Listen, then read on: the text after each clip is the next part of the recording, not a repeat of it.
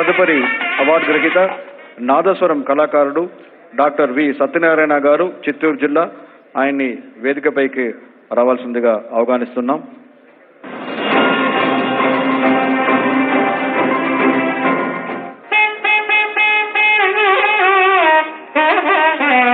వేదస్వరం కంటే ముందు నడుస్తూ వెళ్లేది నాదస్వరం అంటారు సత్యనారాయణ. తెలుగునాట నాదస్వరంలో All India Radio top grade అవార్డును అందుకున్న తొలి కళాకారుడాయన.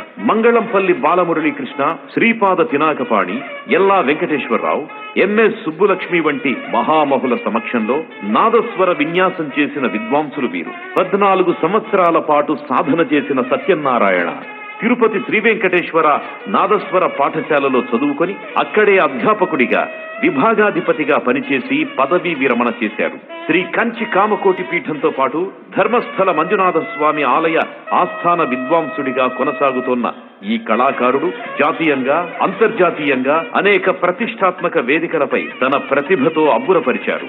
నాభి, హృదయం, కంఠం, శిరస్సు ఏకమై ఏకాగ్రతతో వినిపించే స్వరమే నాదస్వరం అని చెప్పే సత్యనారాయణ 500 మందికి ఈ విద్యను నేర్పించారు. ఇది మంగళాశీస్సులే స్వరాలుగా మోగే మనదైన నాదస్వరానికిస్తోన్న అవార్డు.